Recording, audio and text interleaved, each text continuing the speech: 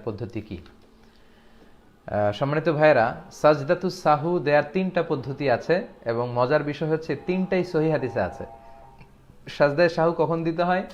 যখন আমরা কোনো ওয়াজিব তরক করে ফেলি অথবা নামাজে অতিরিক্ত কিছু করি, তখন আমাদেরকে সেজদায়ে সাহু দিতে হয়।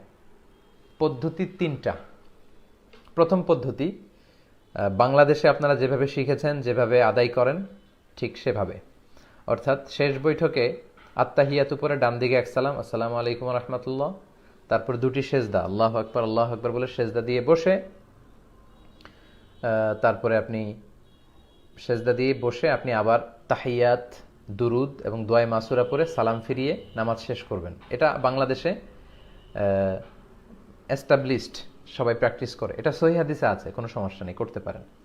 আচ্ছা, আরও কিছু পদ্ধতি আছে, যেমন আরেকটা পদ্ধতি আছে, সেটা হচ্ছে আপনি পুরো নামাজটাই শেষ করে ফেলবেন, এমনকি সালামও ফিরিয়ে ফেলবেন, আসসালামু আলাইকুম রহমতুল্লাহ আসসালামু আলাইকুম রহমতুল্লাহ, সালাম ফিরিয়ে তারপর আপনি এক্সট্রা 2টা সেজদা দিবেন। এটাও সেজদায়ে সাহু হয়ে গেল, এটাও সহিহ হাদিসে আছে। ইল্লাল্লাহ জিকির, আচ্ছা ইল্লাল্লাহ জিকির করা যাবে কিনা?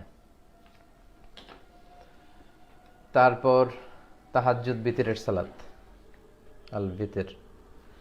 সেজদায়ে সাহুর 3 নম্বর পদ্ধতি হচ্ছে পুরো সালাত শেষ করবেন, শেষ বৈঠকে বসে তাহিয়াত পড়বেন, দুরুদ পড়বেন, দুরুদ পড়ার পরে দোয়ায়ে মাসুরাও পড়বেন, কিন্তু সালাম ফিরাবেন না।